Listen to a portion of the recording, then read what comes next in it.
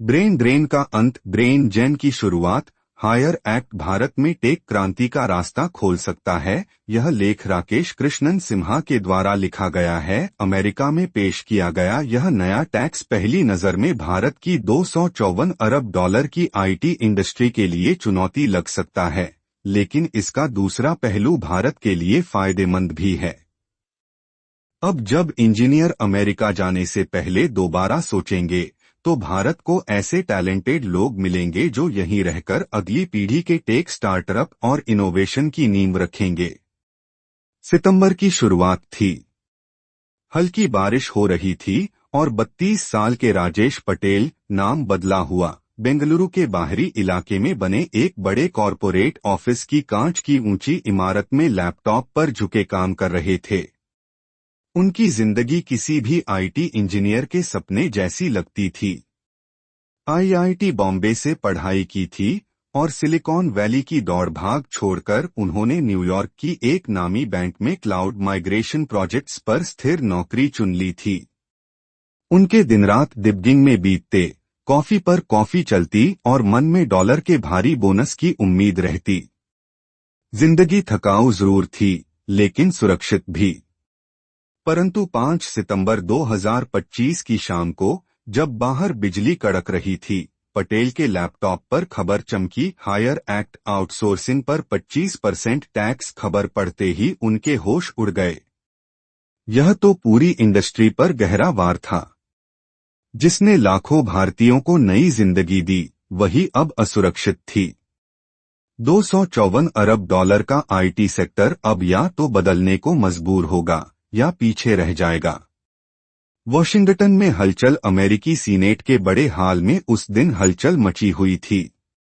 Ohio के Republican नेता Moreno, जिनका करियर ऑटो पार्ट्स के बिजनेस से शुरू हुआ था, यूनियन नेताओं और बेरोजगार मजदूरों के बीच खड़े होकर जोर से बोल रहे थे। उन्होंने halting international relocation of employment, hire act of 2025 नाम का बिल पेश किया। छोटा सा बिल था, लेकिन सीधा वार आईटी इंडस्ट्री पर था। मोरेनो ने कहा, अमेरिकी कंपनियां नौकरियां बाहर भेजकर हमारे इलाकों को खोखला कर रही हैं और सिर्फ बड़े अफसरों की जेबें भर रही हैं। अमेरिका के कॉलेज पास नौजवान नौकरी ढूंढ रहे हैं और इधर हमारी नौकरियां भारत जैसे देशों में भेज दी जाती हैं, जहां सस्ता मजदूर मिलता है। अब ये सब बंद होगा। अब हमें अमेरिकी मजदूरों के लिए खड़ा होना होगा, ताकि वे इज्जत और सुरक्षा के साथ काम कर सकें और रिटायर हो सकें। अगर कोई कंपनी अमेरिकियों की बजाय विदेशियों को रखेगी, तो मेरा बिल उन्हें उनकी जेब पर चोट करेगा। फिर उन्होंने समझाया कि हायर एक्ट क्या करेगा। अगर आप अमेरिकी नौकरियां विदेश भेजेंगे, तो उस कॉन्ट्रैक्ट की 25% रकम टैक्स के रूप में देनी होगी, और हम वो पैसा इस्तेमाल करेंगे ट्रेड स्कूल खोलने में, ताकि हमारे लोग नए हुनर सीख सकें और बेहतर नौकरियों तक पहुंच सकें। ये कानून ऊपर से साधारण लगता है, पर असर बहुत गहरा है। अगर कोई अमेरिकी कंपनी भारतीय आईटी फर्म जैसे टीसीएस, सॉफ्टवेयर मेंटेनेंस या विप्रो, डेटा एनालिटिक्स को पैसे देगी, तो उस पर सीधे 25% टैक्स लगेगा, और यह खर्च उनकी टैक्स से काटा भी नहीं जा सकेगा। इसका मतलब यह है कि कॉरपोरेट टैक्स जोड़कर कंपनियों की कुल लागत लगभग 46% तक बढ़ सकती है। इस बिल के समर्थक इसे आर्थिक देशभक्ति कह रहे हैं। यह बाइडेन की बाय अमेरिकन नीति और ट्रंप के H-1B वीजा पर की गई सख्ती जैसी बातें याद दिलाता है। लेकिन भारत के लिए, जिसकी आईटी सेवाओं का 60% अमेरिका जाता है, यह खबर सुनते ही दहशत फैल गई। भारतीय आईटी के लिए झटका समझने के लिए उदाहरण के तौर पर जेपी मॉर्गन सालाना टीसीएस को $10 मिलियन देता है, ताकि वे सॉफ्टवेयर और ग्राहक समर्थन संभालें।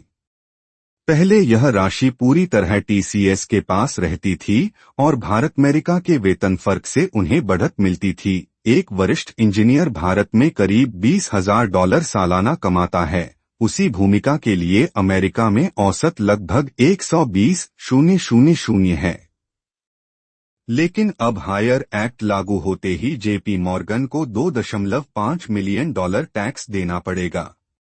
और क्योंकि यह खर्च टैक्स से घटाया नहीं जा सकता, उनकी कुल टैक्स योग्य आय बढ़ जाएगी। इस तरह सौदे की असली लागत लगभग $14.6 मिलियन तक पहुंच जाएगी। तो कंपनी क्या करेगी?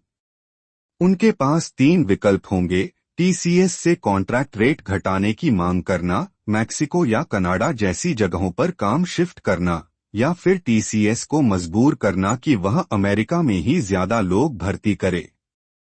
बेंगलुरु में बैठे पटेल की मुश्किलें यहीं खत्म नहीं हुईं। सितंबर के बीच में उन्हें बैंक के सीईओ की ओर से एक ईमेल मिला, हायर ने हमें सोचने पर मजबूर कर दिया है। Q1 तक 40% काम अमेरिका में शिफ्ट कर सकते हो, वरना हमें टैक्स देना पड़ेगा और उसका असर तुम्हें भी भुगतना होगा। पटेल ने तुरंत सोचा कि काम नजदीकी देशों में शिफ्ट कर दिया जाए, पर हर तरफ से आंकड़े उलझ रहे थे। भारत की सबसे बड़ी ताकत 70% तक सस्ते कर्मचारी अब नए टैक्स कानून के बोझ में दबकर बेअसर हो गए थे। भारतीय इंजीनियरों के लिए यह सिर्फ आर्थिक मसला नहीं है, बल्कि व्यक्तिगत भी है।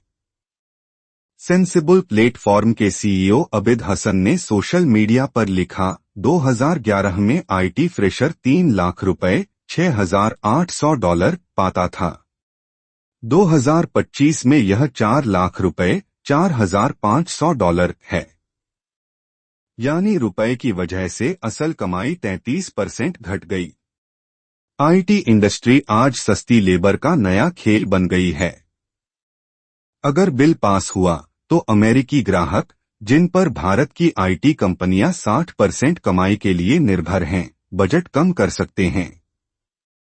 सिंघानिया को के रोहित जैन कहते हैं, हायर एक्ट भारत की सबसे बड़ी ताकत कम दाम पर काम छीन लेगा। नए सौदे धीमे होंगे, मुनाफा कम होगा और कंपनियों को अमेरिकी मार्केट से हटकर दूसरी जगहें देखनी पड़ेंगी। जैन का कहना है कि कई अमेरिकी ग्राहक बड़े सौदे फिलहाल टाल सकते हैं, पुराने कॉन्ट्रैक्ट बदल सकते हैं और कुछ काम अमेरिका के करीब शिफ्ट कर सकते हैं। कुछ कंपनियां भारतीय आईटी से काम कराएंगी, लेकिन पहले से ज्यादा दबाव डालेंगी। अब कंपनियों पर कीमतें घटाने का दबाव ज्यादा होगा, विशेषकर साधारण कामों में, जैसे एप्लीकेशन बनाना और उसका मेंटेनेंस करना। जबकि डिजिटल ट्रांसफॉर्मेशन और एआई से जुड़े बड़े प्रोजेक्ट्स शायद सुरक्षित रहेंगे। परंतु क्या खतरा सच में इतना बड़ा है? कई लोग मान रहे हैं कि हायर एक्ट को लेकर जितना डर फैलाया जा रहा है, हकीकत शायद उतनी गंभीर नहीं है।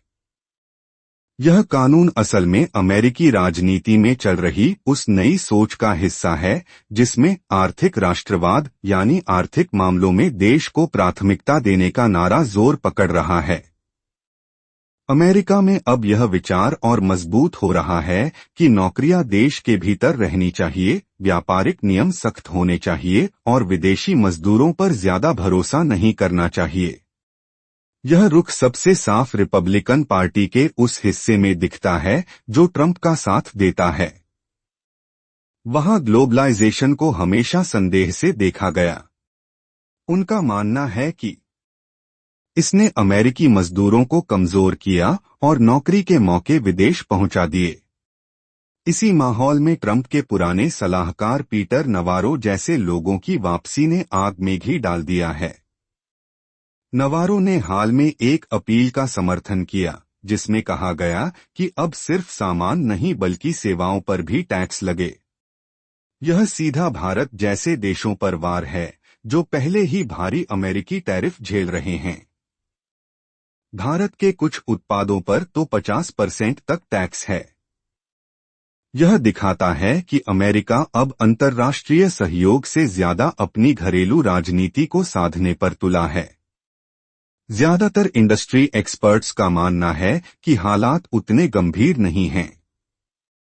Bengaluru chamber of industry and commerce का कहना है कि इस बिल का मौजूदा रूप पास होने की संभावना कम है। शायद टैक्स 25% से घटाकर 10 से 15% हो, कुछ सेक्टर बाहर। However, not everyone is buying the साथ According to a spokesperson for the Bangalore Chamber of Industry and Commerce, a watered-down version of the bill is more likely to feature a reduced tax rate of 10 to 15%, sectoral carve-outs, or phased implementation rather than the proposed 25% outsourcing tax. The legislation also faces opposition from U.S. corporations that benefit from cost-effective Indian services, making passage in its current aggressive form politically challenging. Blueprints for survival. As September waned, resilience flickered. The Indian government fast-tracked incentives for AI and semiconductors, aiming to retain tech talent. Engineers like Patel are planning to upskill via Coursera, transitioning from Python to PyTorch and from legacy code to GenAI models. Patel summed it up: hire is a catalyst. We've survived Y2K busts and dot-coms. Now we lead in transformation, not just maintenance. After the hype and hoopla, there is now a growing concern that the HIRE Act may be watered down because it would cause damage on a global scale, not just in India. That it could damage not only the business models of U.S. tech giants, but also global innovation networks. While the combined impact of HIRE and the H-1B visa fee hike may be felt most acutely by Indian IT firms in the immediate term, economists warn that the longer-term ripple effects could significantly disrupt the U.S. tech and business services ecosystem itself. According to a BBC report citing IT industry body NASSCOM, the increased cost of visa sponsorship could disrupt business continuity for certain onshore projects in the U.S. With the rising cost of bringing in skilled foreign talent, clients may respond by pushing for project repricing, delaying start dates, or re-evaluating their outsourcing strategies altogether until the legal and financial uncertainties are resolved. In response, many कहा कि visa की लागत बढ़ने से America में कुछ onshore projects रुक सकते हैं।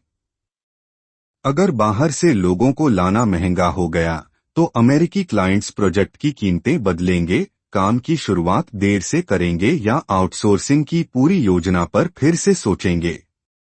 भारतीय कंपनियों ने भी पहले से तैयारी कर ली है। उन्होंने अमेरिका में लोकल टीमों को मजबूत किया है और ऑफशोर काम का दायरा बढ़ाया है। इससे वे नए हालातों में जल्दी एडजस्ट कर पाएंगी। आदित्य नारायण मिश्रा, सीईओ, सीएचआर के मुताबिक भारतीय आईटी कंपनियां वीजा पर बढ़े खर्च का बोझ सीधे अमेरिकी क्लाइंट्स पर डाल देंगी। आईपीआर वकील नवरोप सिंह कहते हैं कि हायर एक्ट भारत और अमेरिका की गहरी आर्थिक निर्भरता को नहीं हिला पाएगा, क्योंकि अमेरिकी टेक कंपनियों का वॉशिंगटन में बहुत असर है। अधिकांश विशेषज्ञ इसे चुनावी नाटक मानते हैं, कोई असली सुधार नहीं। संभावना यही है कि अमेरिका यूरोप जैसा मॉडल अपनाएगा, जहां कुछ digital Indian IT services firms appear to be bracing for this scenario. Over the past few years, they've invested in building stronger local workforces in the U.S. while simultaneously shifting more delivery capabilities offshore. This dual-track strategy allows them to adapt quickly to changing immigration rules without severely impacting service delivery. लेकिन हवा का रुख साफ था, outsourcing का सुनहरा दौर अब ढलान पर है। भारत के आईटी सेक्टर के लिए हायर कोई प्रलय नहीं, बल्कि चेतावनी है। अब समय आ गया है कि सिर्फ सस्ते कोडिंग मॉडल पर निर्भर रहने से आगे बढ़ा जाए। असली भविष्य इनोवेशन, नई तकनीक और बड़े बदलावों में है।